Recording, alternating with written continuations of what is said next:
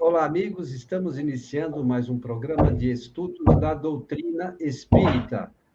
Hoje, com a presença do nosso amigo Arthur Ferreira, que está lançando um livro do qual vamos falar hoje, que é Atlântida, o mito em uma perspectiva espírita científica. Arthur, boa noite. Tudo bem, meu amigo? Boa noite, Antônio. Boa noite, Fábio. Boa noite aí aos nossos espectadores da noite de hoje. Estamos muito contentes, né? Satisfeitos de estar aqui novamente para falar dessa nossa obra, né? Que está na fase aí de lançamento, que vem tratar sobre esse tema aí tão importante na medida em que vem sendo debatido há muitos e muitos anos, há centenas de anos até, né? E, e a gente vai procurar aí passar para aquele que está aqui conosco uma ideia geral do que traz. Você falar ou 2 horas, 3 horas é muito difícil, né? Quer dizer, precisaria de muitas horas, então, obviamente, para que realmente o indivíduo, a pessoa, possa ter uma noção exata dessa nossa proposta, é preciso ela adquirir o livro, né? Se quiser realmente se aprofundar, mas a gente vai aqui fazer o possível para levar a mensagem mais clara possível a todos. Muito bom. E aí, seu Fábio Fadel, tudo bem, Fabião?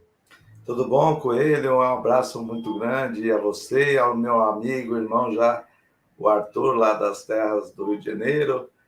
E mandar um abraço para o Edu Spago, que ele já está na expectativa pelo livro aqui, viu, Arthur? A Mônica, que hoje vai assistir mais tarde, porque a neta dela já está nascendo, que ela vem com muita saúde, viu, Mônica? A Ruth, o Rivaio, o Jader, nosso amigo de Pelotas lá, a Socorro, a Ada, a minha amiga Ada, o Humberto, que tá com a filha dele, reencarnou agora esses tempos, tá com meses, ô Coelho. Ele tá babando aí em cima da filha. Muita felicidade, viu, Humberto? Para você e Parabéns. para ela, parabéns. Minha amiga Maria das Graças, a Beth Palomar, ó, o Henri tá aí, o Daniel Mendonça, o Cezão, o Luiz Bisculha e a Lisete, a Sandra Luiza, o Cláudio Percorari, o Alexandre Montenegro, a Márcia Lima, a Maiana, a Carla Rezende, o Eduardo Cordeiro, meu amigão também, o César Reale, a Maria Luísa Santana, o Maurício, o Tiago, a Sueli, o Sérgio Rocha e a Olga Wilde. Um abraço a todos vocês e que nós tenhamos uma boa noite de estudos aí com as informações do nosso querido Arthur. O Arthur é do Rio das Ostras, viu? Interessante. É Rio de Janeiro, Arthur? Rio das Ostras é no Rio de Janeiro, exatamente. O Rivail, que é irmão da mãe de 2 filhos meus, né? Um cunhado meu, Rivail Augusto de Prata. Legal. Mas o nome dele não é fraco não, hein, Arthur? Já colocaram logo o nome do Kardec nele, a resposta, que né? a família deles é toda espírita, lá de Nova Friburgo. Legal. Lá. Seja bem-vindo, viu, Rivail, também aqui, o Rivail. Muito obrigado pela presença. Deixa eu falar uma coisa para vocês. Além de tudo isso que a gente deve falar na noite de hoje, o Arthur são 3 vídeos, né, Arthur, sobre esse tema no canal dele, Arthur Azevedo Difusão Espírita. Eu coloquei o link aqui, esse link que está aqui em cima, Allan Kardec TV, é nosso. Então, esse link aqui é do primeiro programa do Arthur, né? E depois, vocês acessando o primeiro programa, na sequência, você já vai para o segundo e vai para o terceiro. Então, aqueles que gostam dessa temática e num primeiro momento, não parece ser algo espírita, e depois, no decorrer aí, o Arthur até vai explicar o porquê dessas coisas todas, por que chega, qual é a relação de Atlântida com essa história toda. como ele explica lá nos vídeos, depois, quem gostar dessa temática e gostar de conhecimento da doutrina espírita, é interessante acessar esses vídeos, né, Arthur?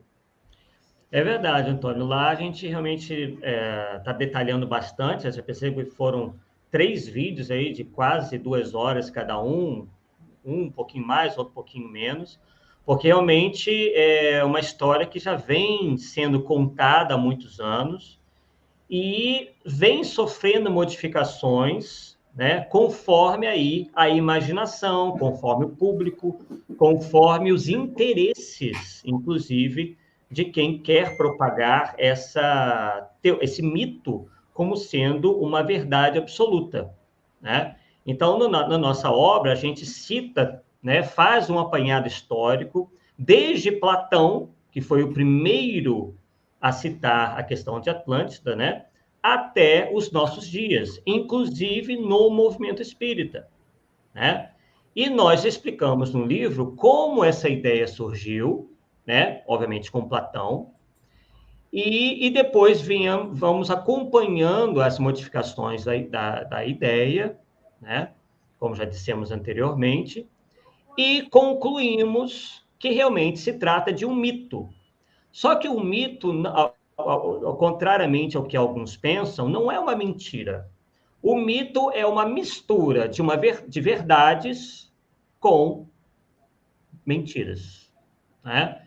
Pode ter existido Atlântida, isto é, uma ilha que foi destruída por uma erupção vulcânica? Sim, isso, inclusive, é atestado pela ciência, né, que na região onde se encontra a ilha de Santorini, houve, sim, há milhares de anos atrás, uma grande erupção vulcânica, isso já está atestado, provado, que realmente causou um tsunami e que varreu aquela região, inclusive um povo que era tido realmente como bastante avançado, que era o povo minoico.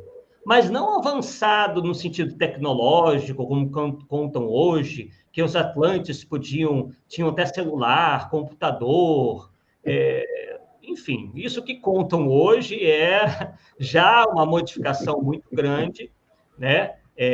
Fantasiosa, completamente fantasiosa, impossível de ter acontecido, que era uma sociedade tecnologicamente, inclusive, superior a nós. Alguns dizem que Atlântida era uma sociedade, inclusive, tecnologicamente superior à nossa, o que é um disparate completo, né? Não havia qualquer tipo de... Não há qualquer possibilidade que há 12 mil anos, né, pudesse haver tecnologia como a nossa hoje em dia, né? Não havia os elementos necessários, né, para que isso acontecesse. Né? Quem olha um computador hoje, uma internet, talvez não tenha noção do que foi necessário progredir e o que é necessário ter para que essas coisas existam. O avião, né? Enfim, tudo isso que nós temos hoje, né? Todo esse avanço tecnológico não surgiram do nada. E elas precisam, né, de uma série de eventos, precisaram de uma série de inovações tecnológicas paulatinas para que existam. Né? E naquela época não havia nada disso. É impossível, não tem. Então, então, nós fomos, à medida que nós fomos tomando contato, até mesmo na literatura mediúnica sobre Atlântida, a partir dos estudos que nós fizemos, dos ditados do espírito Ramatiz, na década de 50, 60 e 70, ao médium Hercílio Mais, é que nós começamos a ter uma certa estranheza em relação a isso. Não negamos, porque também não acreditamos que a negação seja o caminho, né? A negação pura e simples, mas aí começamos a nossa pesquisa, né? A partir disso aí, colhendo todas as informações da ciência, da história, enfim, de vários ramos aí do conhecimento, para então culminarmos aí com o lançamento desse livro, né? Então, o leitor vai ter assim, muita informação interessante, né, que certamente vai esclarecer muito sobre esse tema. O Arthur, só para começar, esse livro já está em produção, né? Em breve deve estar disponível para aqueles interessados em adquirir. Eu queria, se possível fosse, da gente já deixar o meio através do qual as pessoas possam fazer pedidos, se tem algum e-mail, alguma coisa, em que as pessoas já pudessem se alinhar, porque a editora já vai se preparando, né, para assim que o livro saia, fazer frente a essas demandas, encaminhar o livro o mais rápido possível para aqueles interessados, né, poderem fazer o seu estudo, né? Sim, muito interessante. Inclusive, é uma editora nova, né, lá de São Luís do Maranhão, que tem como editor lá o Herbert Moraes, que vem com uma proposta muito interessante para o nosso meio espírita, que é de realmente adotar um critério mais firme em relação às obras que venham a ser publicadas, né? Que compromisso é esse? O compromisso com a codificação espírita, com o espiritismo, né? Já procurando levar novos ares ao movimento espírita, que vem sendo, inclusive, já há muitos anos, né? E cada vez mais, sofrendo aí do problema de obras publicadas sem qualquer critério, né? E então começou a primeira a editora chamada Renascer, né? Ela está realmente iniciando, o site deles está sendo proximamente aí vai ser lançado e realmente por enquanto, né? Não é possível, tem como fazer o pedido sim, mas é através do Pix dele e tudo mais. Em breve a gente vai estar lançando aí, né, a possibilidade, através da livraria virtual, de compra dessa obra. Muito bom. Aí você informa a gente e a gente distribui a informação pela nossa página do Facebook e tal. Aqui pelo programa também a gente faz a divulgação dos meios que o pessoal terá para poder fazer a compra do livro. Mas, Arthur, eu assisti os vídeos todos, Sim. você começa falando da história de Atlanta, tem a ver com Platão. Isso, Né? Essa exatamente. história vem lá de Platão, que é de 360 antes de Cristo, né? Surgiu Perfeito. essa mais ou menos 360, eu acho, né? Antes de Cristo.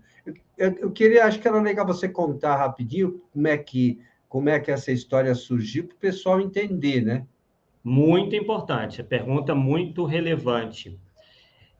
Bem, todos conhecem, né, o filósofo e matemático grego Platão, né, que foi discípulo de Sócrates, né? E, como dissemos anteriormente, ele foi o primeiro e único, na sua época, a registrar a lenda de Atlântida. Isso consta lá dos seus diálogos na obra Timeu e Critias, né, que data de 360 a.C.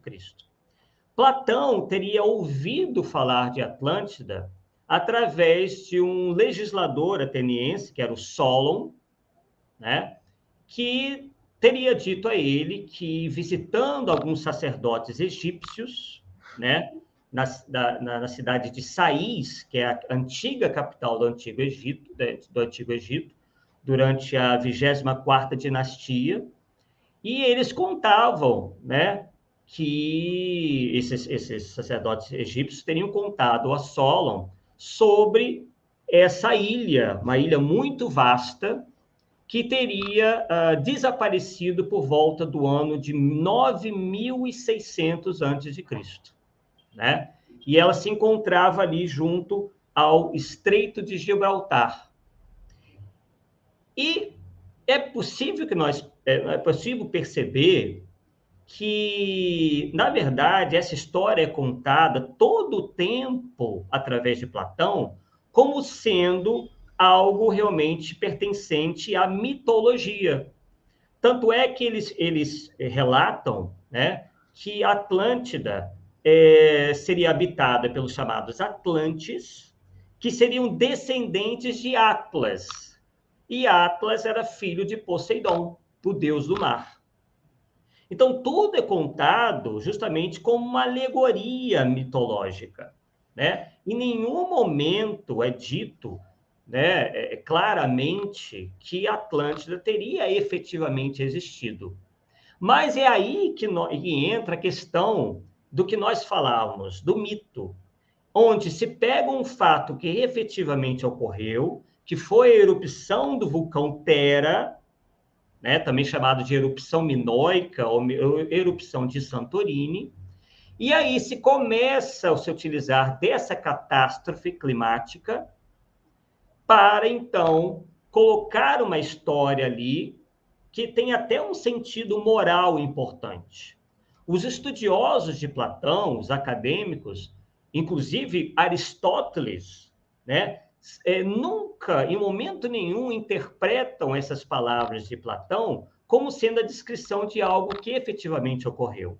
Platão se aproveitou desta história, dessa catástrofe, para descrever uma sociedade que começou muito virtuosa, que era virtuosa, e que, de repente, se perde. Se perde para o quê? Para o materialismo. Seria, portanto, uma espécie de crítica de Platão à sua própria sociedade grega, né? Onde ele tenta chamar a atenção dos gregos de que eles estão se perdendo. Eles estão se perdendo para o materialismo, né? Então, ele alia essa erupção, né, ocorrida, foi relatada pelos egípcios, por quê? Porque essa erupção vulcânica foi tão forte, foi tão estrondosa, que ela lançou milhões de toneladas de cinzas na atmosfera. Ela foi tão grande que os seus efeitos foram sentidos na China, para vocês terem uma ideia, né? Tanto é que na China, alguns documentos históricos, né, se conta essa história de que o céu simplesmente se obscureceu, né? O dia virou noite, porque por muito tempo, né, essas partículas, né, essa fumaça, essas cinzas encobriram o Sol, causando uma série de transtornos. E também no Egito, que é ali pertinho, né? Os egípcios ficaram em polvorosa. Só para o pessoal ter ideia, se localizar, né? Gibraltar fica ali no extremo sul da Europa, com Sim. o extremo norte da África. A China fica do outro lado, né? Só para o pessoal se localizar o que o Arthur está falando.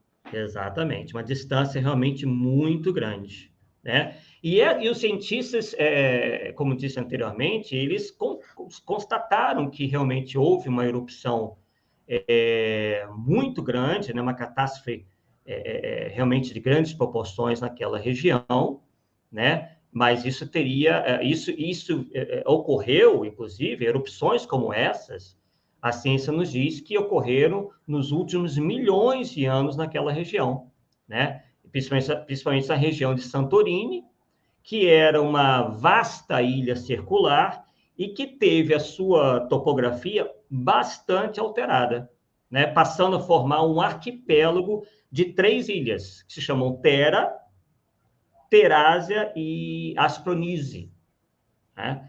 E aí essas ilhas, essa ilha foi separada, né, por fossos, né, e ligadas por um canal, justamente a descrição que nós encontramos em Platão, né? Então bate muito, né? Hoje se tem realmente a ideia de que esse evento climático, né, esse evento catastrófico, realmente tenha ocorrido naquela região de Santorini, porque bate as descrições, né? E aí, segundo o relato de Platão, as ilhas, na época dos Atlantes, continham ouro, prata, uma série de metais preciosos, né? Ele descreve como um local que tinha uma abundância de vida selvagem, muito rara, muito exótica. Havia uma grande cidade, uma espécie de capital na ilha central. Então, ele realmente, né, faz uma descrição que parece antever, né, e que efetivamente havia, né? Isso aí realmente havia. Só que a história depois acaba misturando essa realidade, né, da ilha de Santorini, desse evento catastrófico, com uma grande mistura de ficção, né, e que foram aí passadas adiante. E só que durante muitos anos, na realidade, especialmente na Idade Média, não se falou nada de Atlântida, né? Se passou aí muitos anos sem falar nada de Atlântida. E aí nós mostramos ao leitor em que momento que essa ideia começa a florescer novamente, né? Até chegar nos dias de hoje. E o mais importante, na última vez que eu estive aqui com vocês, nós falávamos sobre a universalidade dos ensinos dos espíritos, né? E nós citamos muito a questão da concordância, né? Que a concordância é importante para a gente, inclusive, identificar, né, os elementos de verdade. E o que a gente pode perceber é que as histórias são as mais mirabolantes e as mais distintas entre si. Não há qualquer unidade de vistas em relação ao que teria sido a Atlântida. Cada um descreve de uma maneira, conforme o seu gosto, conforme as suas tendências. Inclusive, a gente chega a mencionar que muitos líderes políticos quiseram colocar os seus países, as suas nações, como herdeiras da Atlântida, como se isso fosse uma maneira de eles se sobrepujarem perante as outras, né? Fazerem a sua nação ser tida como maior que as outras. E qual não foi a nossa surpresa, né, nessa pesquisa, quando nós vimos que essa tentativa perdurou até o século XX. E nós apresentamos aí, né, inclusive, há vários livros sobre isso, inclusive no próprio livro eu passo toda a bibliografia sobre esse assunto, que mostra, que prova, inclusive, há provas robustas, né, documentos robustos, livros, inclusive, escritos pelos próprios, que os nazistas foram os últimos do nosso tempo que se utilizaram dessa história de Atlântida, inclusive para defenderem que eles seriam de uma raça superior e espécie de descendentes dos Atlantes, né? Os arianos, né? Os arianos seriam essa raça raiz, né? Derivada da Atlântida, né? E seria uma raça superior, né? E dentro dessa teoria, que inclusive foi desenvolvida dentro da teosofia, os judeus eram considerados uma raça inferior, ou advinda de uma raça inferior, o que deu ainda mais força aos nazistas de perseguir os judeus, né? Mas como? Aí vocês podem perguntar, mas como que isso aconteceu? Né? Como que você pode provar que essa perseguição aos judeus não era simplesmente uma perseguição por fins meramente políticos, ou ideológicos, ou econômicos, como a história também nos conta? O que é verdade, né? Tem todo um elemento, os elementos aí que provam, né, que essa perseguição se deu também por esses fatores. Foi justamente a descoberta, né, e amplamente documentada, de sociedades místicas, primeiro uma chamada Sociedade Thule, e a segunda, a Sociedade Vril, que tiveram grande participação dentro do partido nazista na Alemanha, desde a sua fundação. Inclusive, antes mesmo da sua fundação, é provado que Hitler teve contato com uma série de indivíduos ocultistas. Tá? Inclusive, cito lá os nomes, quando que foi, como que isso aconteceu, né? E boa parte dos auxiliares de Hitler, inclusive ministros seus, pertenciam ou tinham essa mesma tendência místico-religiosa, né? Então, inclusive, o Himmler, né? O Himmler era um dos mais místicos, inclusive era um sacerdote ocultista, fazia casamentos e tudo, inclusive fez o casamento da irmã de Eva Braun, que era esposa de Adolf Hitler. né? O que os historiadores ainda não conseguiram provar é se Hitler participava dos cultos, participava dessas reuniões. Mas já é certeza que ele sabia de tudo, né? Mas os seus ministros, isso já está mais do que comprovado, né? Documentado, que participavam disso daí. Tanto é que Himmler fez uma expedição ao Tibete, mesmo lugar onde a Helena Blavatsky visitou, à procura do Santo Graal, né? Aquele cálice que teria sido utilizado por Jesus na última ceia, né? Então, há aí uma série de elementos místicos, né? De preocupação em se achar objetos mágicos, né? Objetos que teriam um poder especial. Foi construído um castelo com o propósito de fazer os rituais. Esse castelo existe até hoje. Quem visita esse castelo verifica lá no chão da sala principal um símbolo ocultista, né? Onde ocorria uma série de reuniões, né? Onde eles faziam esses cultos ocultistas e tudo mais. Inclusive, se utilizando de uma série de médiums, né? E eu mostro no livro quem foram essas médiums, o que elas pensavam, o que elas faziam, né? Qual foi o destino de cada um depois. Então, é muito interessante. É uma trama que parece, né, aos nossos olhos hoje em dia, algo assim, tipo, quase uma teoria da conspiração, mas que já tem hoje toda uma sustentação historiográfica, né? E aí, né, vocês devem perguntar, poxa, mas o que tem isso a ver com o espiritismo? Até agora você não falou nada de espiritismo. E aí, é que entra a questão mesmo ocorrida à época de Kardec, principalmente depois do seu falecimento, do seu desencarne, né? Quando a Sociedade Parisiense de Estudos Espíritas fica na mão de Le Marie. E Le Marie, isso é citado, isso é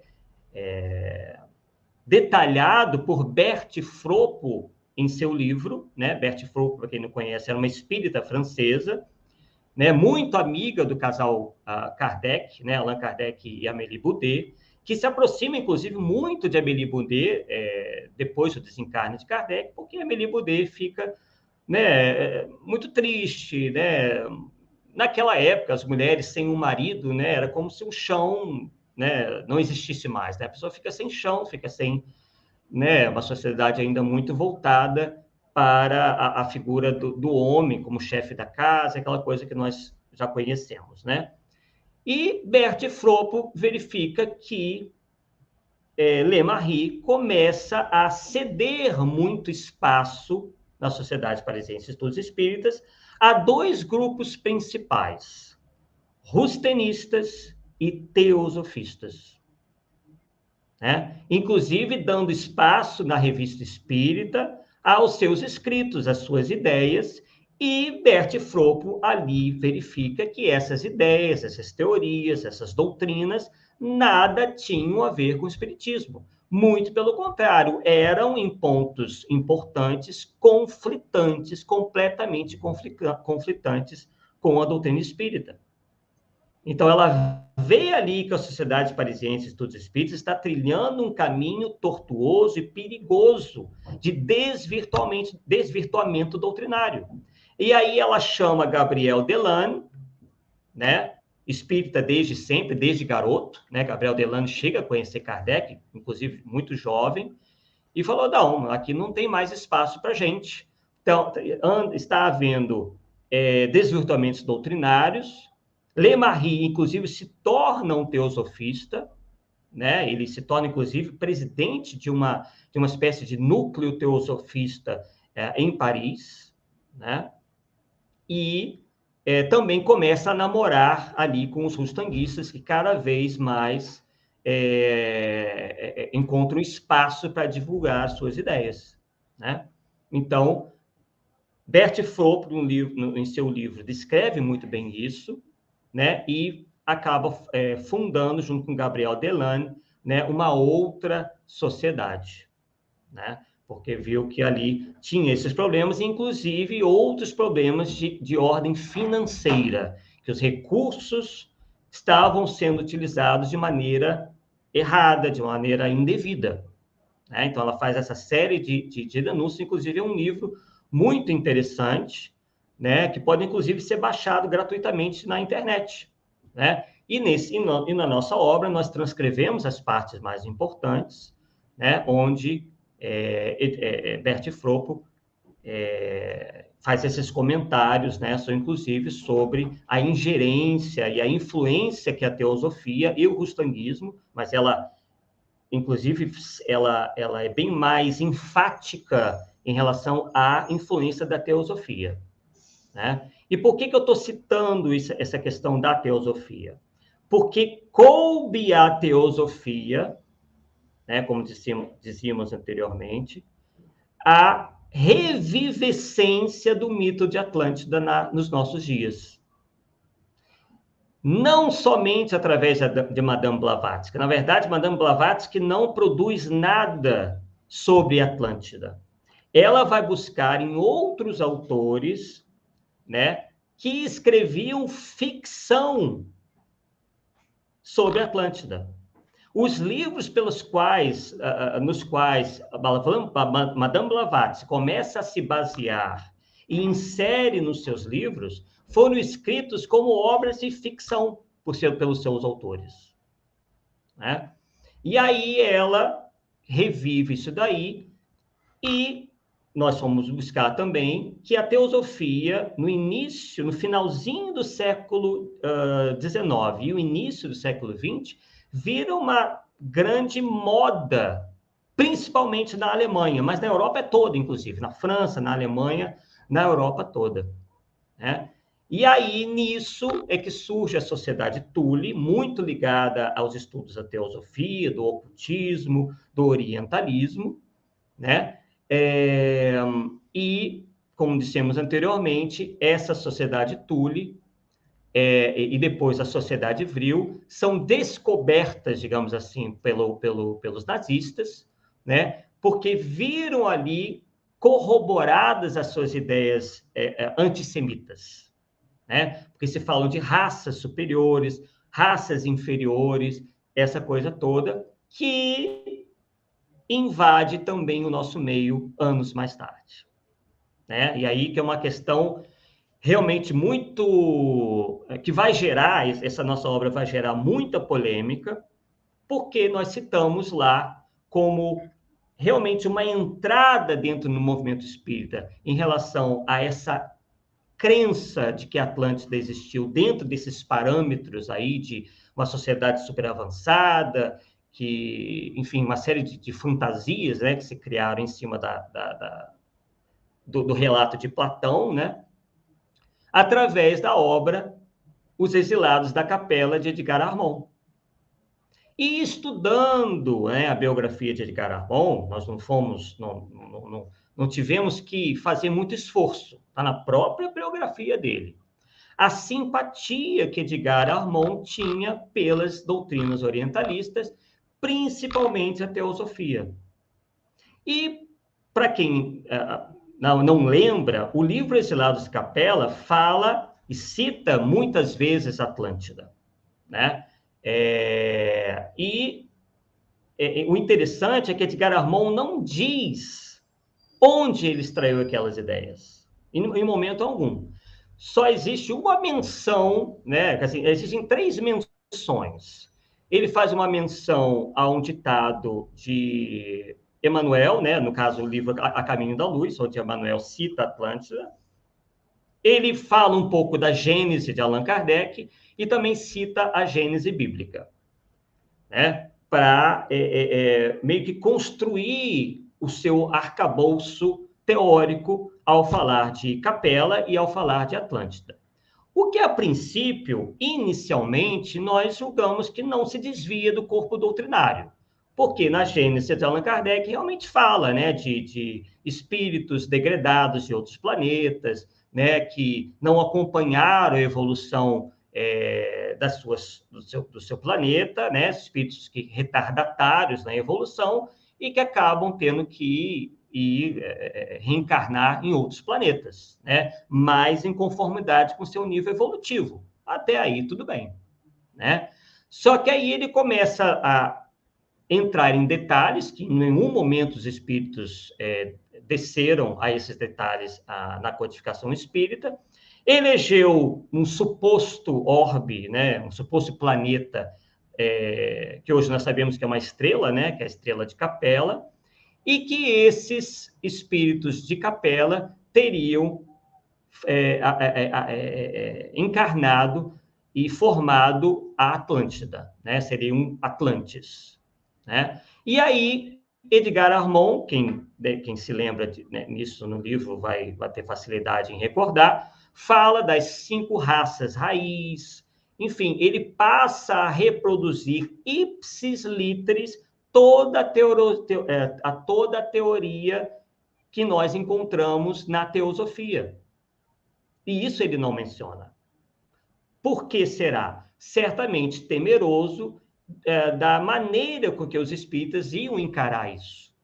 Ele, inclusive, reproduz no seu livro Os Exilados da Capela, diversos mapas de um autor que foi, inclusive, cujos escritos foram pegos emprestados por Madame Blavatsky, que é o William Scott Elliot. Esses mapas que constam no livro de Edgar Armond, como sendo mapas da Atlântida, constam dessa obra desse ocultista, teosofista, William Scott Elliot. Esses mapas, efetivamente, é possível que tenham sido, em algum momento, reais. Só que a teosofia, ela é interessante, porque ela se propõe científica, só que ela não realmente, ela não acompanha tudo da ciência. Ela distorce muita coisa. Vou dar esse exemplo do mapa. Por exemplo, esses mapas mostrados nos Exilados da Capela, e que são, na verdade, retiradas do livro do Scott Elliot, são possíveis de ter sido uma configuração geográfica assim no planeta Terra, porém, há milhões e milhões de anos atrás. E não há 11 mil anos. Porque é uma conformação geológica completamente diferente do que nós temos hoje, né? E nós visualizamos, né, a América, né, do Norte e do Sul, África, Europa, Ásia e Oceania. É uma conformação completamente diferente, né? Que jamais teria sido possível de ter ocorrido há alguns milhares de anos atrás, mas sim há milhões e milhões de anos atrás, né? Mas por que você diz isso, Arthur, que era impossível? Bem, a questão do entendimento de como se formaram os continentes e por que nós temos essa conformação hoje, ela é muito recente. Foi só em 1962, quer dizer, até muitos anos depois da primeira edição dos Exilados da Capela, que se descobriu que a existência das chamadas placas tectônicas, através da teoria da tectônica de placas, que veio a lume em 1962, né, por 2 cientistas, né, e que hoje são tidas como quase como que o planeta Terra é redondo, quer dizer, não tem contestação. O que são essas placas tectônicas, né? Como o próprio nome diz, são placas, né, que meio que estão assim boiando, né? Vamos dizer um termo mais boiando em cima do magma da Terra, e essas placas vão se afastando pouco a pouco. Por exemplo, houve uma época, né, no planeta Terra onde África e América eram uma coisa só. Só que ali havia uma fissura que justamente dividindo as 2 placas, a placa africana e a placa americana. Como elas meio que boiam, vai havendo uma separação, né? Então, o continente americano foi se separando do continente africano. Isso se dá, pessoal, essa separação ocorre anualmente por 10 centímetros. A cada ano, a placa tectônica das Américas se afasta da placa tectônica africana em 10 centímetros. Isso não se sabia. Se achava anteriormente, é aí que está assentada toda a teoria de Atlântida, que havia as chamadas pontes continentais. Era uma formulação teórica que tentava explicar o quê? Os cientistas verificaram que havia fósseis em comum nas Américas em relação à África, ao continente africano, por exemplo. Então, eles imaginaram o quê? Poxa, como é que pode ter eles terem passado da África para a América e da América para a África? Como é que esses bichos fizeram essa ponte, né? Fizeram esse caminho? Não pode ter atravessado o oceano, seria impossível, né? O Oceano Atlântico todo. Então, se imaginou que havia ali porções de terra que serviam de ponte. E aí a pergunta, onde foram parar essas porções de terra? Teriam afundado. E aí, nessa que afundaram, se acreditou que essas pontes continentais teriam sido Atlântida. Mas Atlântida não seria a única. Né? Há outras porções de terra que teriam servido de pontes, que seriam a Lemúria e o continente hiperbóreo, né? Que também é utilizada na literatura esotérica, da literatura ocultista, mística, como terras que também teriam existido, né? Inclusive, são descrições bizarras, né? Os lemurianos, por exemplo, seriam indivíduos com 4 olhos, o pé de curupira, que aí cruzou com um macaco e aí formou uma outra coisa. Eu acho que nem as crianças de hoje acreditariam nisso, mas, né, em determinado momento se acreditou, muitos ainda acreditam que a Lemúria existiu, que os lemurianos existiram.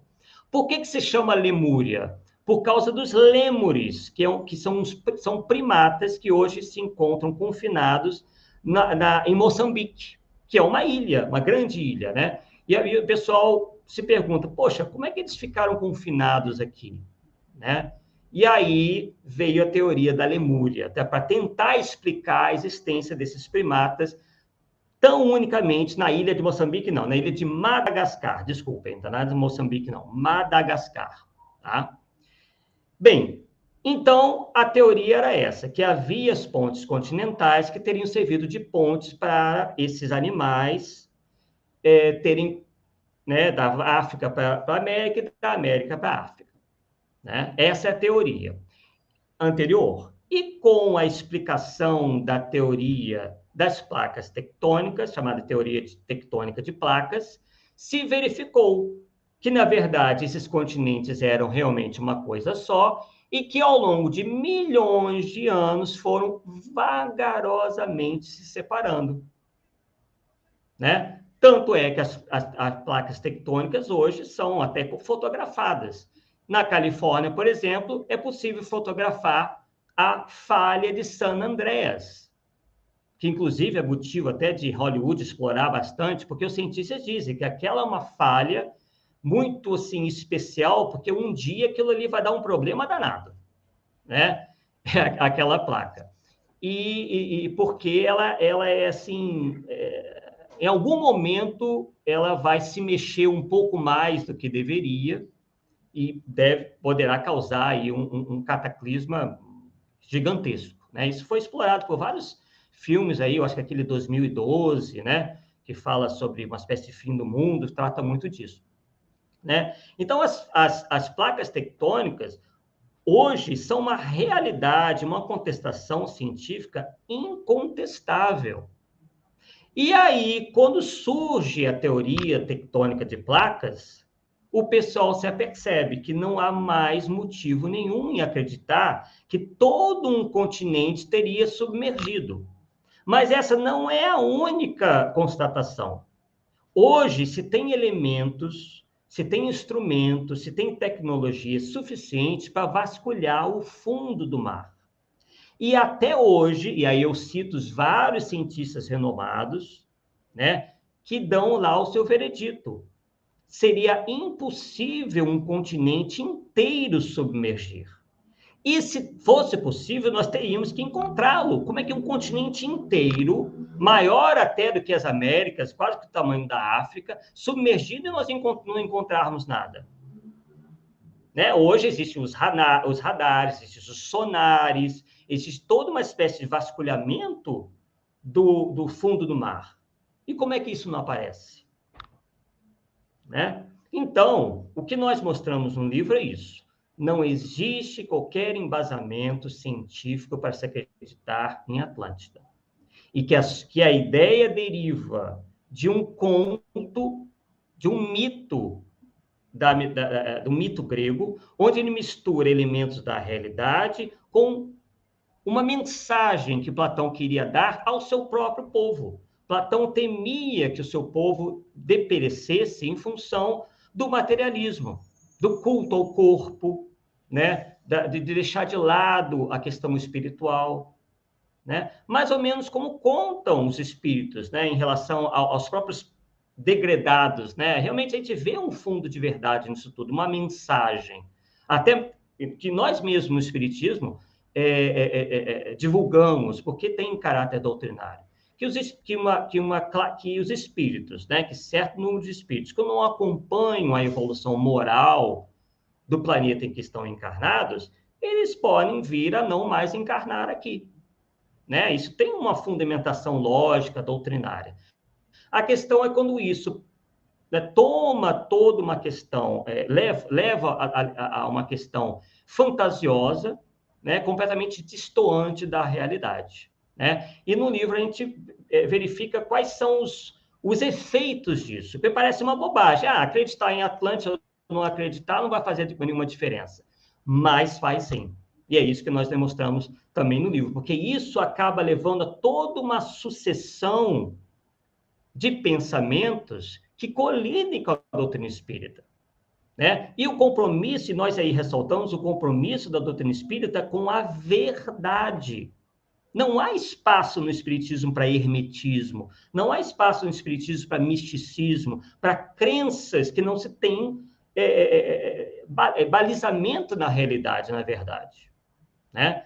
E aí nós também mencionamos uma série de outras obras inspiradas na obra Exilados de Capela, né, mais recentemente, que voltam a explorar a questão de Atlântida. Então, nós vamos lá desde Platão e paramos no movimento espírita dos nossos dias. Então, é uma obra que se propõe a realmente dar uma noção muito detalhada, né? Só não foi mais detalhada para que o livro não ficasse muito extenso, né? É um livro fácil de ler, embora tenha todos esses elementos científicos. A gente se preocupou muito com uma linguagem de fácil entendimento, mas sem ser superficial, né? Contamos com a questão das médiuns utilizadas pelos nazistas, né? Apontando, inclusive, a questão de que a mediunidade ela pode ser utilizada para servir a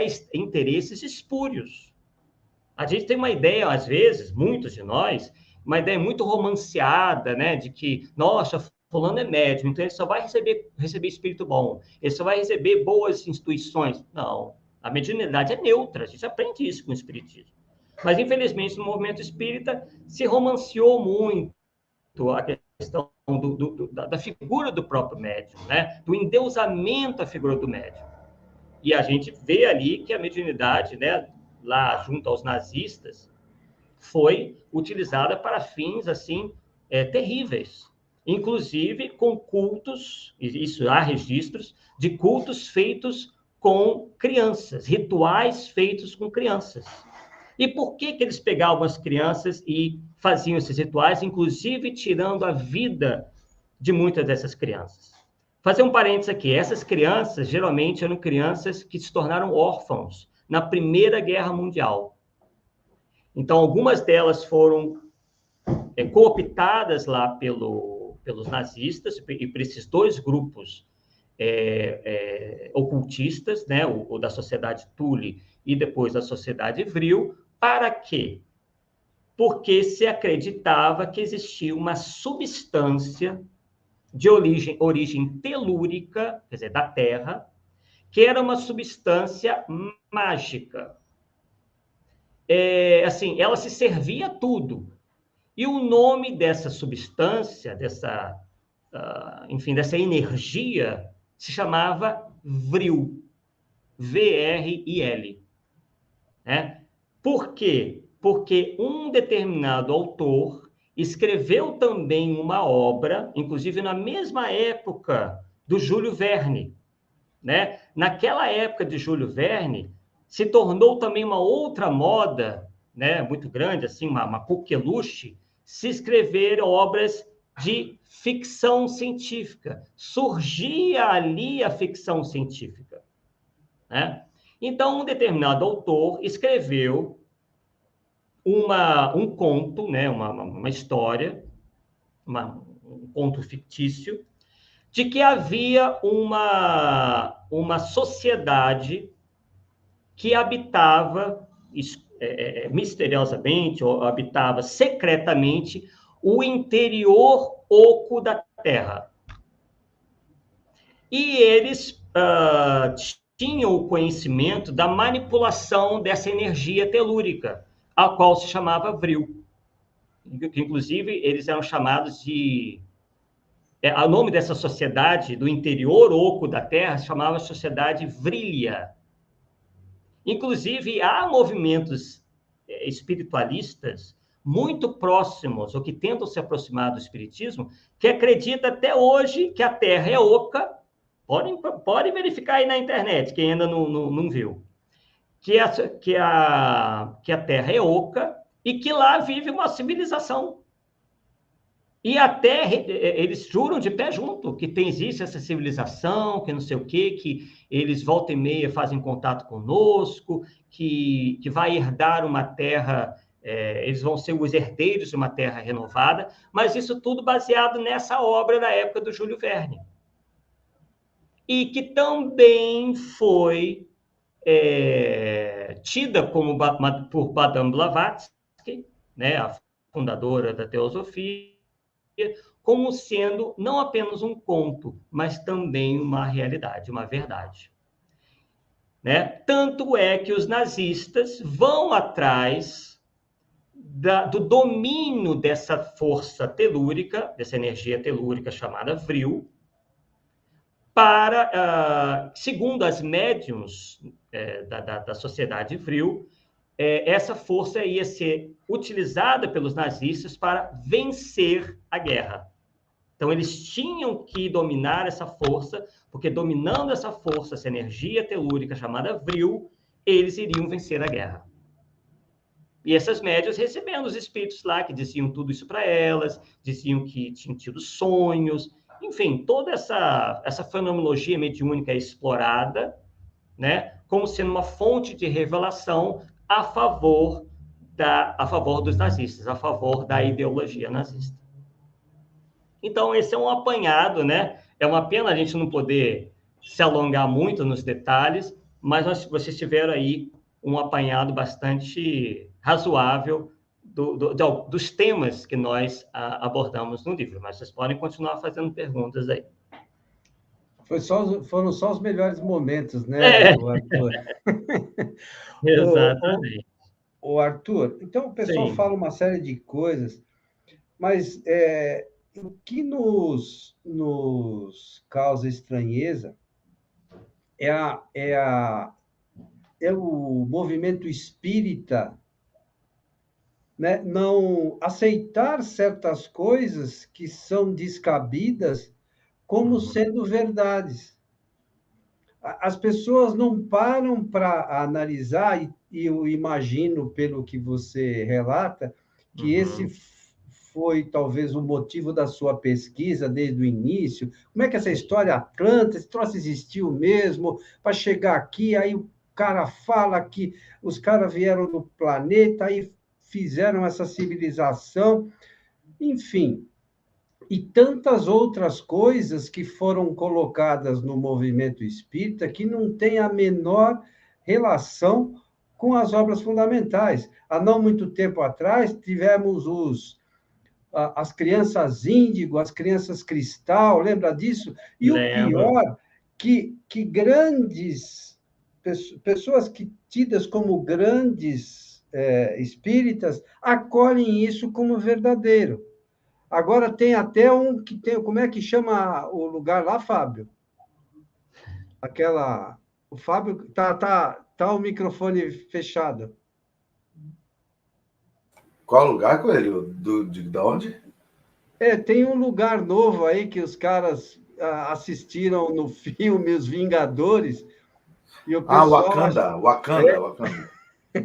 Agora, até o Wakanda deve ter daqui a pouco, como era espírita, vão falar que o sítio do Pica-Pau Amarelo também vai ter um país, né?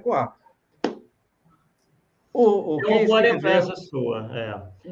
Aconteceu mais ou menos como se a gente tivesse pegado os contos do Tolkien, Senhor dos Anéis, e começado a espalhar que aquilo resistiu. Foram contos, foi mera ficção criada pela cabeça das pessoas. Mas nada disso, nada mais que isso. Helena Blavatsky, por mais respeito que possa ter, né, a teosofia, nós espíritas respeitamos todos os pensamentos. A questão é quando esses pensamentos começam a adentrar na nossa seara e começam a ser divulgados como sendo verdade, como sendo doutrina espírita, como sendo algo amparado pelo espiritismo. Esse é o problema. Todo mundo tem a liberdade de acreditar no que quiser, isso é óbvio, nós não estamos contestando isso. E é por isso que nós escrevemos isso traçamos toda essa ordem de coisas, esses acontecimentos cronologicamente, até chegarmos no movimento espírita, né? Para que as pessoas vejam que uma verdade e uma mentira 1000 vezes repetida, ela não vai se tornar uma verdade.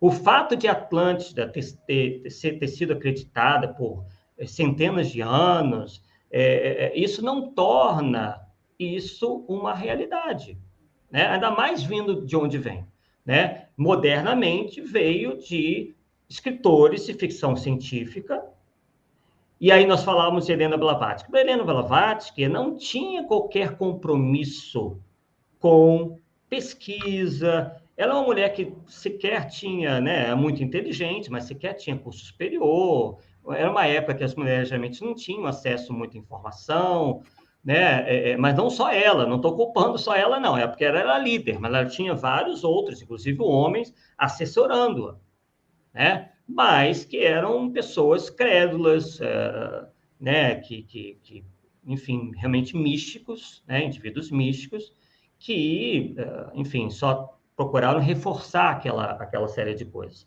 E ela foi beber desses autores, inclusive esses autores são mencionados nos livros dela, né? Na Doutrina Secreta, Isis Sem Véu, enfim, praticamente todas as obras dela, ela menciona esses autores. E quando nós vamos atrás desses autores, nós verificamos que são autores de livros de ficção científica, não tinha qualquer compromisso com a realidade. Só que a Helena Blavatsky era muito mística, ela acreditava que qualquer coisa que viesse pela inspiração, que ela chamava de clarividência, era real. Inclusive, a teosofia, ela prega, a Helena Blavatsky disse isso, e Bert Fropo, inclusive, cita isso daí, na teosofia, por exemplo, não se acredita que os espíritos, por exemplo, possam nos trazer ensinamentos. Se acredita mais na questão da inspiração e o que eles chamam de clarividência. E aí, o interessante é que foram justamente esses critérios utilizados por Edgar Armand. Logo no prefácio ele fala disso, né? Que aquilo teria... Inclusive, há uma contradição, eu mostro isso no livro, né? Que Edgar Armand, uma hora ele fala que vem de fontes secretas, e isso ele repete Helena Blavatsky gosta de dizer que ela tinha a livros perdidos, a fontes misteriosas do Oriente, que eram desconhecidas de todos. Enfim, gostava de explorar isso. Aí, no segundo momento, ele diz que praticamente recebeu isso pela telepatia, que também é uma coisa que a teosofia gosta de explorar, né?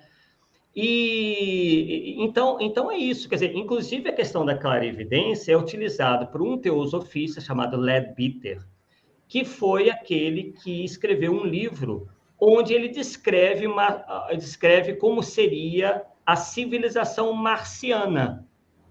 Ele fez isso logo no início do século XX, lá pela 1910, 1911.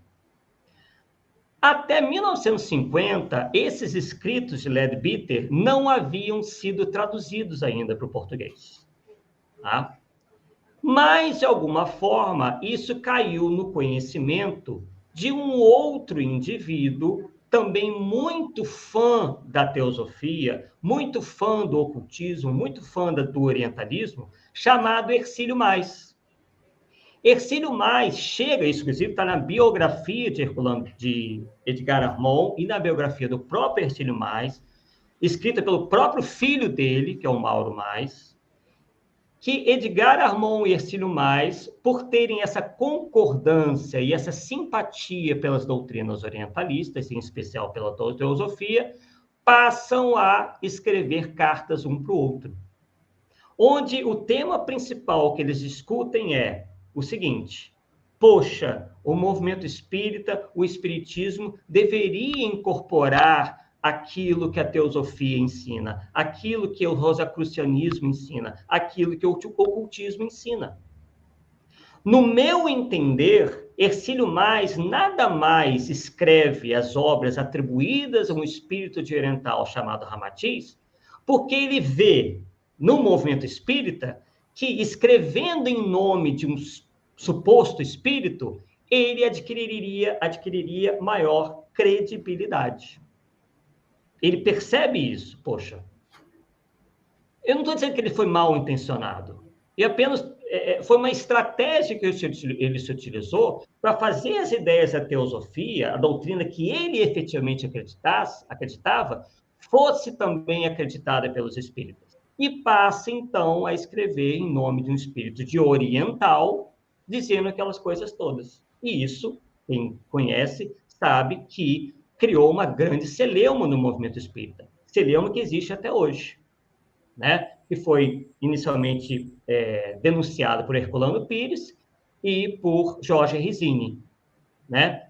E esse aqui, o bem menor que vos fala, escreveu o livro Ramatiz Sábio, Pseudo-Sábio e Espiritismo versus Ramatizismo, onde a gente pega o que ensina a doutrina espírita e faz nada mais, nada menos que uma comparação com o que ensina Ramatiz, ou Hercílio Mais, né? Que seria Ramatiz, seria o alter ego de Hercílio Mais. E verificamos ali uma série de contradições, inclusive profecias que não se cumpriram. Profecias essas que também se encontram no livro Exilados e Capela. Edgar Armand chega a dizer que, num futuro não muito distante, que ali há pouquíssimo tempo, a Atlântida voltaria, ela emergiria. Ele diz isso lá nos Exilados de Capela. Que dali poucos anos, no nosso tempo, né, ele dá muita impressão que é uma coisa bem próxima, que a Atlântida emergiria. Cadê? Ele diz lá que o astro intruso iria se aproximar da Terra, o planeta Chupão iria se aproximar da Terra, e repete Ramatiz na sua previsão de que isso aconteceria até o ano de 1999. Nós já passamos no ano de 1999, é um tempão, e aí? E aí, nós, espíritas, pregamos a questão da fé raciocinada. Mas aí nós perguntamos, que fé raciocinada é essa? Né? Acreditamos em previsões que não se cumpriram, acreditamos em continentes que nunca existiram, acreditamos em histórias que não aconteceram. E às vezes a gente fica, não, eu sou espírita, eu tenho uma fé raciocinada. Mas me prove isso daí. Então, essa nossa obra é um chamamento a nós espíritas. que tudo deva ser efetivamente pesquisado e avaliado. Inclusive, logo no início, né, logo abaixo do título, nós colocamos aqui uma frase de Kardec, que consta no Livro dos Médiuns, que diz o seguinte: mas nunca será demasiado repetir, não aceiteis nada cegamente, que cada fato seja submetido a um exame minucioso, aprofundado e severo. E aí nós perguntamos, é isso que nós temos feito no movimento espírita? Ou tudo que aparece a gente está aceitando? Como o Lemarri aceitou lá atrás e a gente sofre os reflexos até hoje. Né? E o pior é que você fala qualquer coisa, hein, Arthur? Você fala qualquer coisa, ainda é falta de caridade, né? Exatamente. Você A chama... análise crítica passou a ser visto como uma falta de caridade, uma intolerância. Como que você vai ter uma fé raciocinada se você não se utiliza da análise crítica? Nós não estamos falando de uma análise crítica que você sai atirando para tudo quanto é lado. Não. Isso também é super pernicioso, né? Mas a pesquisa séria, né, de você realmente ir atrás daquela informação, antes de você divulgá-la, e pior, divulgá-la em nome do espiritismo, o que é muito mais sério ainda. Que seja uma ideia sua, ótimo, divulgue como sendo uma ideia pessoal, mas não como uma ideia do espiritismo, ou alicerçada no espiritismo. Tem alguma coisa que você viu aí, Fabião, que é importante? Aliás, tem um monte de pessoal que está falando bastante aí no chat, Estou né? vendo movimentação. É. O Daniel ele está perguntando aqui. Sim. Acho que é algum. Pera, deixa eu só ver aqui. Às 22h02,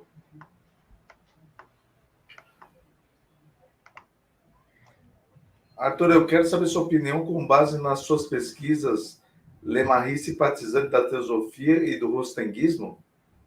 Exatamente, né? Quem nos conta isso é Bert Fropp, em seu livro, né? É Muita Luz, o nome do livro é Muita Luz, né? Podem colocar na internet, a editora mesmo disponibilizou a obra para ser baixada, tá? Então não temo aí estar infringindo qualquer tipo de lei de direitos autorais, tá? Em que ela descreve tudo o que se passou, né? Lemarri, por ser sua excessiva tolerância, se é que se pode dizer tolerância, né? Mas Bert Fropp parece que dá a entender claramente que foi uma jogada política. Lemarri aceitava a ajuda de todo mundo, principalmente quando envolvia bens materiais, né? Então, ele não estava preocupado com a questão da concordância com a doutrina, ele não estava preocupado com nada disso. Ele estava preocupado em fazer a Sociedade Parisiense de Estudos Espíritas aumentar em tamanho, aumentar em número de pessoas que iam lá e ajudavam financeiramente, estava preocupado com isso, né? Talvez até por status, né? Por agora estar ele à frente daquela instituição, enfim, né? Não vamos aqui analisar porque o que se passou na cabeça dele, porque é impossível, mas tudo leva a que é por isso, é uma série de fatos ocorridos que levam a concluir por aí. E ele, então, realmente se une à teosofia, né? Inclusive faz um juramento, né? Que a Helena Blavatsky pede para ele fazer e tudo mais, e se torna o representante da teosofia na França inteira, tendo como sede principal a sede de Paris, né? E em relação ao rustanguismo, a mesma coisa. Tanto é que um dos maiores simpatizantes de Rustem era um homem de muitas posses, né? Então, Lemarri parece se interessar, né, por essa injeção de capital e deixa, né, os simpatizantes e discípulos de Rustem adentrarem a Sociedade Parisiense de Estudos Espíritas e divulgarem todas as teorias em que nós encontramos no livro Os Quatro Evangelhos, de Jean-Baptiste Rustin. Então, isso é uma verdade histórica, que inclusive vem sendo levantada aí através de novos documentos, né, no projeto aí dos nossos irmãos lá de Juiz de Fora, que é interessante todos os espíritos acompanharem. Eu só fico chateado, Arthur, que em determinado momento da história, os teosofistas e os sustenguistas entraram em atrito, né? Os dois poderiam ficar magoados e deixar o espiritismo, né, caminhar sozinho, e eles resolveram os problemas deles lá de outra maneira, não? Exatamente. Realmente, foi uma irresponsabilidade, realmente, de Le Marie ter deixado isso acontecer, né? Isso teve reflexos, inclusive, no Brasil, né? Talvez se o rustanguismo, se a obra dos Quatro Evangelhos de Rustin não tivesse adquirido tanta força na França, possivelmente não teria chegado ao Brasil. Inclusive, alguns até dizem que as obras de Rustin chegaram até um pouco antes das obras de Kardec aqui. E aí a gente também fala no livro um pouco dessa influência histórica no movimento espírita brasileiro, porque as obras de Rustin logo passam a ser estudadas, né, por aqueles que mais tarde iriam fundar ou ajudar a fundar a Federação Espírita Brasileira, né, que dá por muitos anos, todo um cunho rustenista às suas obras. Às vezes as pessoas acham que determinadas obras, por não citarem Rustin, não tem nada ali de rustenismo, né? Tem sim, né? Há uma série de sinais que a gente vê ali em várias obras, mesmo as que não citam Rustin, que existe o pensamento rustenista ali, o pensamento chamado de agora esqueci o nome, enfim. Enfim, um pensamento rustanguista, né, nessas obras, né? Inclusive, e aí é mais um chamamento à leitura da obra, que vocês, inclusive, devem estar se perguntando. Você citou que no livro A Caminho da Luz, Emmanuel cita Atlântida. E isso é muito sério, né? Inclusive, é citado por Edgar Armand. E não para por aí. Chico Xavier recebeu uma visita, isso também está documentado, na internet é fácil, inclusive, de achar, de um simpatizante do espírito Ramatiz, que começa a perguntar a Chico Xavier sobre a questão de Atlântida. Pergunta várias coisas, mas ele cita muito claramente a questão de Atlântida. Pelo que a gente vê nesse relato, Chico Xavier não chega a, entre aspas, incorporar Emmanuel. É como se ele estivesse ouvindo Emmanuel e relatando. Tá? Isso fica bem evidente ali nessa...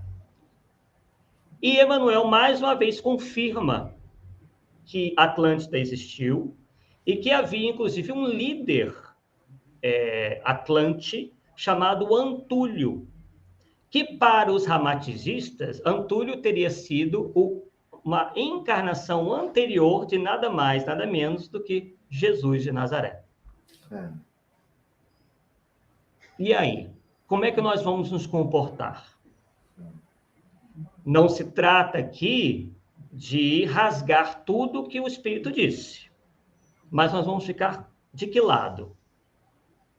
Né? De uma história inexistente, que não tem anteparo científico nenhum, não tem prova nenhuma, ou de um relato mediúnico, né? Feito por uma figura querida pela maioria, né?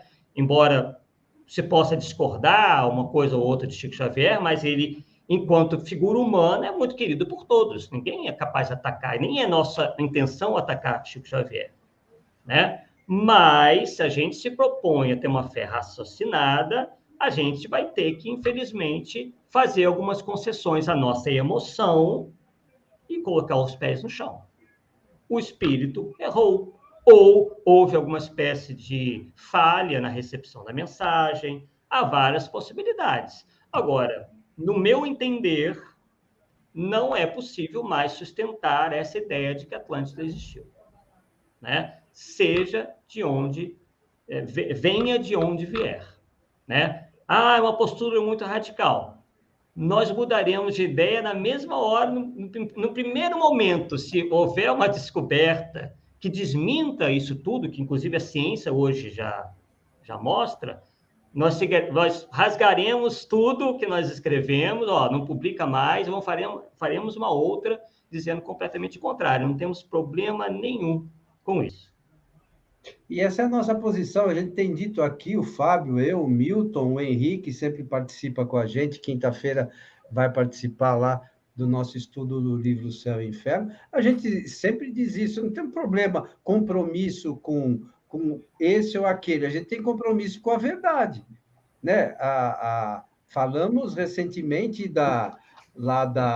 do caráter da revelação espírita, que o espiritismo tem compromisso com a verdade, porque se não for verdade, não é o espiritismo, né? Então é outra coisa qualquer que a gente não sabe o que é. Então a gente que vai buscar. Mas eu particularmente, sabe, Arthur, o Fábio sabe o meu pensamento, alguns amigos aqui que nos acompanham, eu acho uma coisa extremamente complicada. A partir do momento que você sabe que um espírito fala uma série de bobagens, eu prefiro seguir Erasto, entendeu? Eu jamais divulgaria qualquer coisa dele, né? É melhor recusar 10 verdades que você aceitar uma mentira. Então, o pessoal sabe o que eu publico diariamente aí nas nossas páginas do Facebook e aqui o nosso material, as pessoas que a gente convida para participar com a gente dos nossos trabalhos e divulgação da doutrina, são pessoas que têm um pensamento muito próximo da gente. Sim. Né? Alguns estudiosos, como você, como o Milton, e isso para nós é excelente, porque é uma possibilidade sempre de a gente aprender um pouco mais. E aí você tem... Acho que a gente tem que mudar um pouco de postura, né? Tem que usar a razão mesmo e não ser... Sabe? Tudo... Olha, você está falando, o cara é um coitadinho. Não é isso que é o nosso objetivo. O nosso objetivo é estudo, é conhecimento. Então, não dá para a gente... ou você busca conhecimento ou você deixa passar qualquer coisa. Né? Então, eu particularmente acho extremamente complicado a gente ainda aceitar qualquer coisa como se fosse verdade, porque alguém é bonzinho. Sim. E também na parte final do livro, nós mostramos ao leitor que a espiritualidade, né, os desencarnados, não estão alheios a essa questão. Eu transcrevo no livro uma série de mensagens, né, onde os espíritos nos alertam sobre os rumos do movimento. Eles não citam diretamente, mas escrevem, isso o leitor vai encontrar lá, toda essa situação que nós estamos aqui falando assim mais abertamente, né, eles têm alertado, mas nós temos que ter olhos de ver. Porque no livro dos médiuns, por exemplo, se fala dos falsos profetas da erraticidade, se fala dos espíritos mistificadores, se fala das mensagens apócrifas, está tudo lá. Dos Mas a maioria pseudo-sábios. de nós, parece, para a maioria de nós, que isso nunca existiu. Então, nós fizemos a pergunta, onde estão os falsos profetas da erraticidade? Sumiram todos, porque para a maioria dos nossos irmãos espíritas, tudo quanto é mensagem só tem coisa boa, é só de espírito superior. E como é que ficam os falsos profetas da erraticidade? Ainda mais num mundo como o nosso, onde prevalece a ignorância, onde prevalece a inferioridade moral, né? Então, os espíritos superiores deixam, sim, que certas coisas aconteçam. É verdade. Para quê? Para o nosso próprio aprendizado. Eles deixam, sim, que espíritos mistificadores, que mentiras, que fake news, né, a palavra do momento, sejam reproduzidas até mesmo no nosso meio, para testar a gente. Vamos ver se esse pessoal realmente está atento. Vamos ver se a fé deles é raciocinada mesmo. E é o nosso livre-arbítrio. Os espíritos superiores não se imiscuem no nosso livre-arbítrio. Então, o movimento espírita tem o seu livre-arbítrio. Às vezes, muitas vezes, se utiliza para bem, nós temos que reconhecer. Claro, não estamos aqui, não somos profetas do Apocalipse, dizendo que está tudo errado, que tem que mudar tudo. Não. vamos continuar naquilo que estamos acertando e vamos melhorar aquilo que a gente está falhando. E essa questão aí da análise das mensagens e da nossa postura perante médiums, perante a mediunidade, perante os espíritos, ainda está um pouco equivocada, está fora de sintonia com o que a própria doutrina espírita nos diz. Os alertas estão aí. Erasto foi um que cansou de alertar. Inclusive, alertou aos espíritas de Bordeaux, cidade de J.B. Rustem, que uma turba de espíritos enganadores viriam em nome da religião, falando coisas lindas e maravilhosas, enganar. Iriam semear a cisão, semear a discórdia. E os espíritos inferiores não fazem isso diretamente. Eles não se mostram como eles são. Eles se envolvem de palavras bonitas, de ensinamento moral, muitas das vezes, para melhor enganarem. Quando a gente lê a obra de Rustem, a gente não encontra nada lá moralmente repreensível. Ele não manda a gente matar, não manda a gente mentir, não manda a gente fazer nada de errado. A questão moral está toda ali do espiritismo.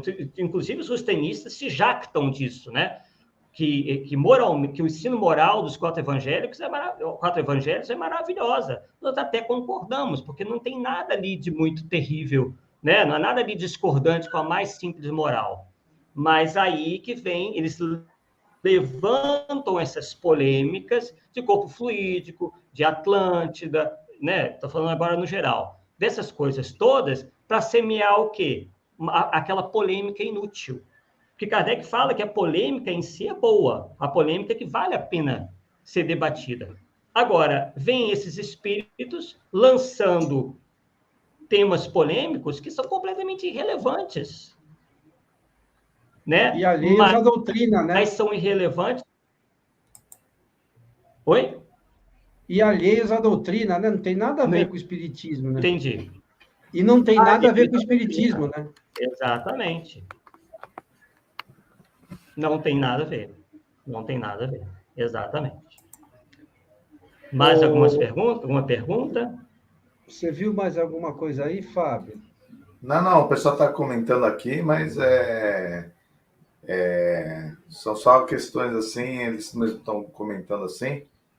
Muito legal. O Henri, o Arthur, fala sobre os criptógrafos carnudos lá, que o pessoal, que o Rustem Esse fala, é o pior deles, Terrível, Para quem não conhece, tem lá no livro de Rustem, nos quatro evangelhos, que um espírito chamada queda, do espírito, quando ele ele não acredita em Deus, quando ele é ateu, ele possa vir encarnar como uma lesma, Porque o criptógono carnudo, embora não seja inclusive uma nomenclatura não científica, Porque mistura coisas do reino vegetal com do reino animal, É a coisa mais louca que tem. Então, um espírito humanizado, um espírito como nós, poderia encarnar numa lesma, o que é um tremendo absurdo, e que confronta justamente com o princípio elementar da doutrina espírita, que é o da não retrogradação. O Arthur, eu gostaria, não sei se você tem isso com facilidade, mas como eu assisti os vídeos, eu achei bastante interessante. No final do terceiro vídeo, se não me falha a memória, tem lá uma mensagem do Espírito Camilo, lá pela mediunidade do Raul Teixeira, que eu acho que a mensagem dele cai como uma luva esse momento que o movimento espírita atravessa, o Arthur? Se você depois pudesse deixar no jeito, para no final você passar essa mensagem, acho que o pessoal vai gostar bastante do conteúdo, Porque é interessante. Como é que você quer que eu passe? Por escrito? Não, se você puder ler, se puder ler mesmo, acho que está legal. Se você tiver lá fácil. Eu já tenho, já está na ponta da agulha aqui já. Tá, mas vamos ver se tem mais alguma coisa interessante aqui para que os nossos amigos possam chegou a ver aí, Fábio? O Carlos Pedroso, ele está perguntando, e as nossas crianças, Fábio? Como vai ser essa nova geração?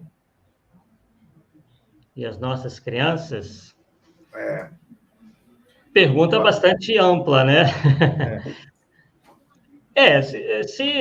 Em relação ao movimento espírita, né, especificamente, é um compromisso nosso de que o espiritismo seja cada vez melhor divulgado, né, na sua integridade, né, sem essas mistificações.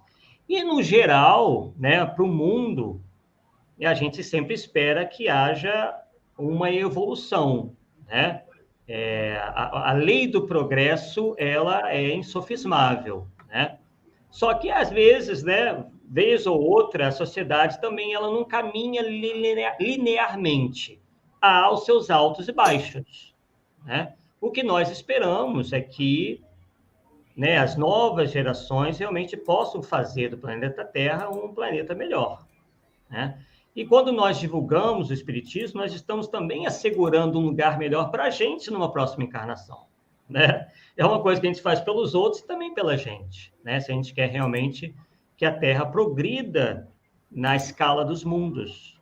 Agora, o que a gente tem que ser também é realista. Essa é uma outra coisa que particularmente, e acredito que a vocês também deve incomodar, que são essas teorias, eu acredito que é aí que o nosso irmão Carlos quer chegar, de que a Terra, num piscar de olhos, em poucos anos, em poucas décadas, vai se transformar no planeta de provas, um planeta de regeneração, e não mais de provas e expiações.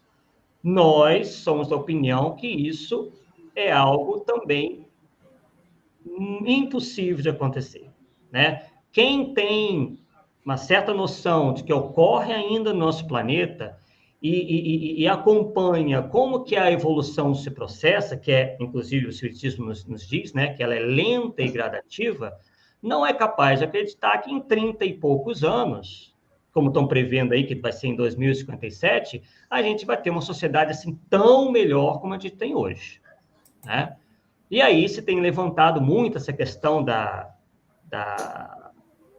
né, da transformação planetária, talvez com ares otimistas demais, em relação ao exíguo tempo que nós temos e que eles estão dando, que é de 2057, e aí se utilizando também de palavras do Chico Xavier, que ele teria dito isso, teria dito aquilo. Inclusive, nós fizemos uma live muito interessante, junto com outros confrades, né? Com o Marco Milani, lá da USE, que ele fala do Chico, Chico disse, agora até me lembro, o Chico me disse, que é a moda de hoje, né? Você quer lançar uma novidade, quer dar um anteparo àquilo ali, em termos de credibilidade, não, o Chico me disse. Enquanto, na verdade, quando a gente vai pesquisar, o Chico teria dito algo completamente diferente. E em relação a esse assunto, nós fomos daqueles que foram pesquisar o que realmente Chico Xavier teria dito sobre essa tal de transformação da humanidade. E consta no livro Encontros do Tempo. O Encontros do Tempo é um livro de uma série de coletânea de entrevistas que Chico Xavier deu para repórteres, para jornalistas. E lá ele diz claramente que Emmanuel teria dito a ele, só para vocês verem a contradição, tá? Entre a tese de hoje e a tese contida nessa entrevista.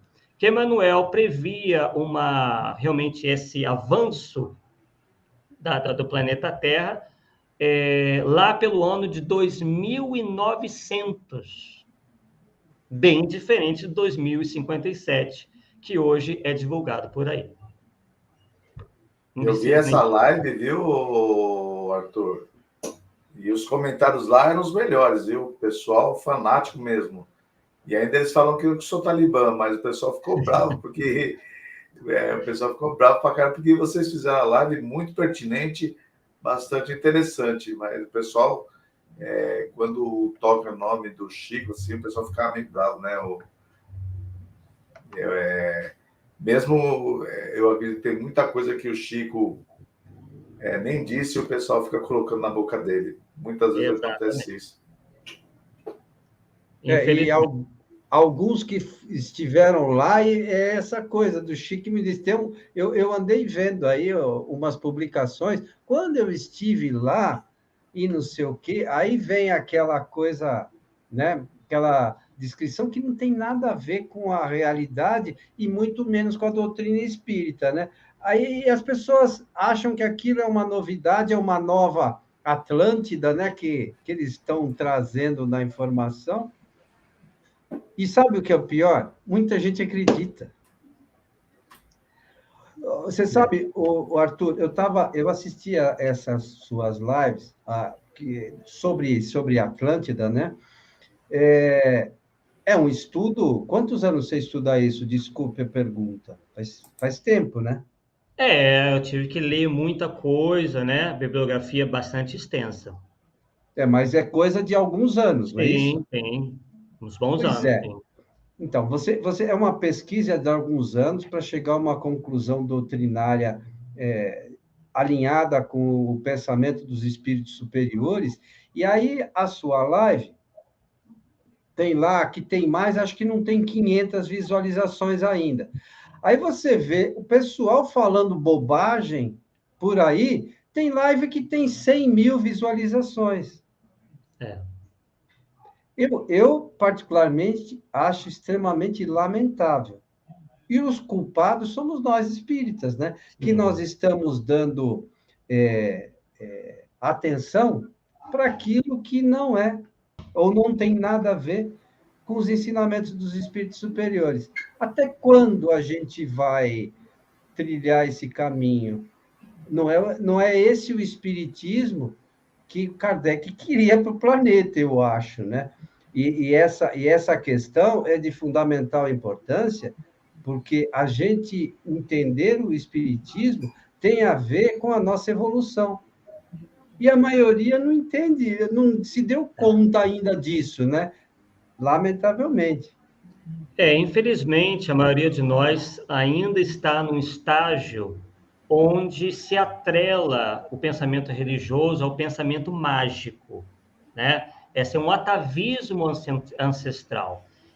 A religião, por muito tempo, né, por milhares de anos, esteve desconectada com a racionalidade, desconectada com a própria ciência, né? Até hoje, né, muito desconectada com a ciência, né? Então surgem essas coisas.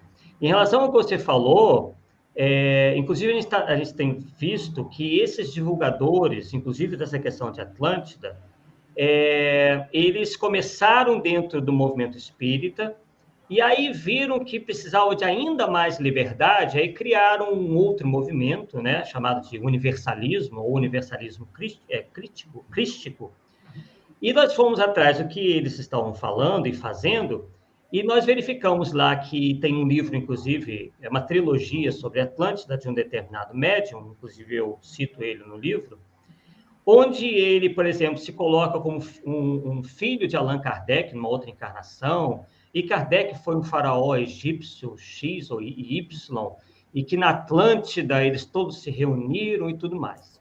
E aí, quer dizer, ele escreveu essa obra baseada, aí nós fomos pesquisar, nessas obras antigas aí que nós falamos de ficção científica, fez algumas misturas, algumas coisas, e disse que também era de origem mediúnica. Então, um farsante completo. E aí, além de copiar coisas dos outros, né? Mas aí fez uma modificação para não ficar tão feio. E sabe o que acontece? Esse cidadão, por exemplo, hoje vive de fazer excursões ao Egito, né? Esses lugares místicos, ganhando muito dinheiro com quem acredita nos livros dele, né? Então, perceba que é um mercado, né? Existe hoje um mercado que se alimenta da impostura, se alimenta da mentira, se alimenta da fantasia. Então, as pessoas estão consumindo isso, estão alimentando esse monstro. E aí, você vê as lives deles com milhares de likes, milhares de views, os livros deles vendendo como água, você me conta isso por experiência própria, não estamos aqui inventando, temos um grande testemunho disso, acho que melhor não poderia ter, enquanto as obras sérias, não estou dizendo que seja o único, não, tem muita gente boa no movimento espírita. Boa no sentido, não estou dizendo que a gente é perfeito, mas apenas compromissados com a doutrina espírita, só isso, é o mínimo. Se você acredita em uma coisa, né, que você acha que é boa, você tem que ter compromisso com ela e respeito. É a mínima, a gente não está fazendo nada demais, não. Né? E essas pessoas, nesse grupo de pessoas, não são ouvidas, porque elas não vendem o que as pessoas querem comprar. O que as pessoas querem comprar é fantasia, é achar que que estão passando porque estão passando, pelo que estão passando, porque uma vez elas foram de Atlântida e vieram de Capela. Quer dizer, é uma coisa que desvia a atenção das pessoas para aquilo que realmente está atrasando-as, que é o problema da moralidade, o problema da sintonia espiritual, as nossas deficiências enquanto espíritos, né? Os nossos problemas. Então, é muito fácil você começar a fantasiar, começar a arrumar desculpas, até em outras encarnações, né? Para você, eu sou assim porque lá atrás, não sei o que eu fiz. Não é por aí. A gente sabe que realmente a gente teve outras encarnações, mas vão pensar daqui para frente. Não é ficar vivendo um passado que você não tem mais como... Né? Ainda mais um passado fantasioso como esse, baseado num continente que nunca existiu, né? Num planeta que não existe dentro de num conjunto de estrelas. Enfim, as fantasias, infelizmente, adentraram o movimento espírita e está difícil de fazê-las sair. Exatamente. Ô, Fabião, tem mais alguma pergunta? Eu vou colocar de novo aqui, pessoal, o link do primeiro programa do Arthur sobre Atlântida lá no canal dele, Arthur Azevedo, Difusão Espírita, né? Isso, Arthur Azevedo, Difusão Espírita. Agora eu me lembrei de uma coisa. No meu site está lá como vocês podem adquirir a obra, tá? O meu site é o espiritismocomkardec.com. Olha como é fácil, tudo junto. espiritismocomkardec.com. E aí vocês vão encontrar logo de cara, né, o jeito, né? Está lá escrito Atlântida, um mito em uma perspectiva espírita e científica, tem inclusive a capa do livro e o post lá explicando como vocês podem adquirir a obra. Lembrando, né, mais uma vez, que nós estamos doando todos os nossos direitos autorais à editora, justamente pelo compromisso do seu editor, que é o Herbert, né, de realmente publicar obras com lastro doutrinário. Uma iniciativa que achamos realmente espetacular. Coloquei também o link do site, aí para quem tem mais dificuldade, só clicar, já vai direto lá para a página e pode já pedir o livro, de repente, né, Arthur? Já pode ter um meio de pedir. Uhum. Fabião, mais alguma coisa, meu amigo? Não, o pessoal aqui está gostando bastante, viu, Arthur? Foi bastante informação. Eu fico, assim, admirado do trabalho que vocês, historiadores, têm. Como você conseguiu chegar às médiums lá na época do Hitler, coisa parecida. Eu fico imaginando o trabalho que vocês têm, assim. E é muito legal nós sabermos das verdades, assim, através de pessoas que se esforçam como você para nos trazer essas verdades. Muito agradecido, viu, meu irmão? Eu que agradeço. E tem um detalhe, o livro é todo ilustrado, tá? Nós mostramos as fotos dessas médiums, mostramos os castelos dos nazistas que eram utilizados para rituais ocultistas, mostramos os retratos ou as fotos de todos esses autores que escreveram sobre a Atlântida. Enfim, o livro todo ilustrado está realmente, graficamente, uma beleza. Tá? Vocês querem que eu leia, então, a mensagem do Camilo?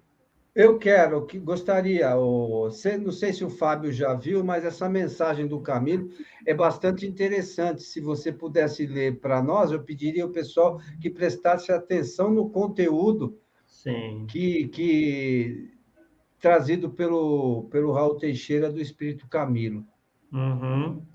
A mensagem é um pouco longa, mas nós vamos aqui nos ater à parte assim que mais tem a ver com o que nós aqui falamos, tá? Ele diz o seguinte: os abnegados prepostos do Cristo ensinam na codificação que o ensino dos espíritos tem que ser claro e sem equívocos, para que ninguém possa pretextar ignorância e para que todos o possam julgar e apreciar com a razão. Aí ele cita o Livro dos Espíritos, questão 627.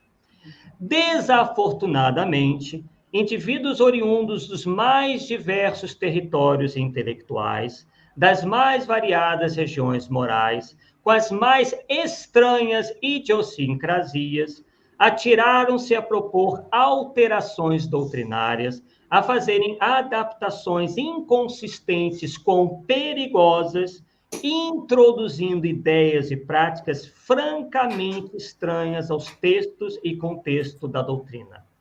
São muitos os que, ignorantes, vão mantendo outras criaturas no seu mesmo nível, abominando estudos, detestando análises, impossibilitando a aeração dos movimentos do raciocínio.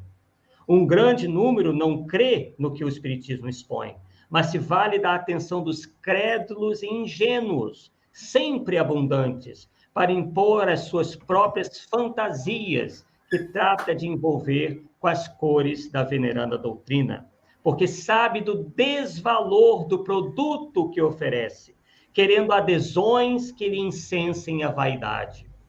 Nenhum problema provocaria o indivíduo que criasse uma ordem de ideias, uma doutrina pessoal e que a defendesse com insistência em seu nome mesmo e, a partir disso, cobrasse atendimento, forjasse distintivos, premiações, imagens e santos encarnados, liturgias sacramentais e ordenações. Toda a sua prática seria buscada e seguida pelas almas que se sintonizassem com isso, como deparamos no mundo dos intocáveis ismos, personalizados e personalistas, arrebanhando grupos imensos de fanatizados que pagam bem caro para comprar um lugar no céu, conforme a promessa dos seus líderes. Quanto ao espiritismo, porém, as coisas devem ser diferentes. Não havendo obrigação da pessoa ser espírita, inexistindo qualquer ameaça infernal para quem não aceite sua orientação, não se prometendo premiações celestiais a quem quer que seja, e sendo uma escolha livre da criatura, em meio de tão diversificadas opções, torna-se imprescindível que quem queira ser espírita se despoje dessa terrível vaidade de querer que as coisas sejam a seu gosto, ao invés de ajustar-se aos espirituais ensinamentos da grande luz. Imprescindível que o sincero espírita assuma, de fato, a disposição de melhorar-se com o conteúdo assimilado das lições do infinito, pelejando para domar as suas inclinações inferiores. E aí, uma das partes mais importantes, já concluindo. Com tristeza, percebe-se hoje que o movimento espírita, que dispõe de tudo que a doutrina espírita lhe brinda para ser amadurecido, pujante e avançado, tem sido alvo das investidas das sombras organizadas e se encharcado com seus conteúdos peçonhentos e danosos. Daí, são núcleos criados para reverenciar personalidades vaidosas, que não abrem mão da relação de vassalagem. São instituições montadas somente para atender os corpos, sem qualquer compromisso com o espírito imortal, que permanece vagueando nas trevas de si mesmo. São casas erguidas para desfigurar o pensamento espírita, em razão das mesclas implantadas com doutrinas, filosofias e práticas orientalistas ou africanistas, que, mesmo merecendo respeito, têm propostas bem distintas das do Consolador. Alerta mais claro que esse E não é o único, hein? No livro tem mais. Tem mais. Arthur, você sabe dizer, tem o Carlos aqui está perguntando onde é que ele pode conseguir o conteúdo dessa mensagem? Você tem ideia? Do Ramatiz? Do Raul? Do Raul? Está no livro... Peraí. É tanto livro que tem uma hora que... tá lá. Não, peraí. Desafios da Educação. Livro muito bom, inclusive. Do médium Raul Teixeira, o Espírito Camilo, né, Arthur? Desafios da Educação pelo Espírito Camilo. É isso aí. Livro. Arthur, a gente gostaria de te agradecer, esperando que você em breve esteja junto conosco mais vezes, né? Para que a gente possa falar de outros temas, lembrar do livro também que está sendo lançado, mas falar de outros temas doutrinários para ajudar a gente a aprender um pouco e fazer com que os nossos amigos que sempre participam das nossas lives também tenham a oportunidade de ajudar a melhorar seus conhecimentos com as suas informações. Agradeço muito, Antônio e Fábio, por essa oportunidade, né? Sempre um prazer. Vocês fazem um trabalho realmente muito bom, né? Em termos de divulgação responsável da doutrina, né? Há muitos anos, né? Eu vi você outro dia falando já do número de vídeos do Allan Kardec TV, né? No último vídeo, realmente 300, depois tem mais outros, né, dos outros programas, né? Então, é uma satisfação poder colaborar, sendo que, obviamente, somos todos aprendizes, né, dessa doutrina maravilhosa, não tem aqui ninguém que se arrogue conhecedor de tudo, mas sempre tem uma coisinha ou outra que a gente faz um esforço para conhecer melhor e passar para aqueles que estão ainda conhecendo ou, né, pretendem se aprofundar um pouco mais. Muito bom. Fabião. Muito obrigado mais uma vez, Coelho, Arthur, aos nossos amigos aí. E pedir para o pessoal aí dar uma curtida e compartilhar o vídeo, né?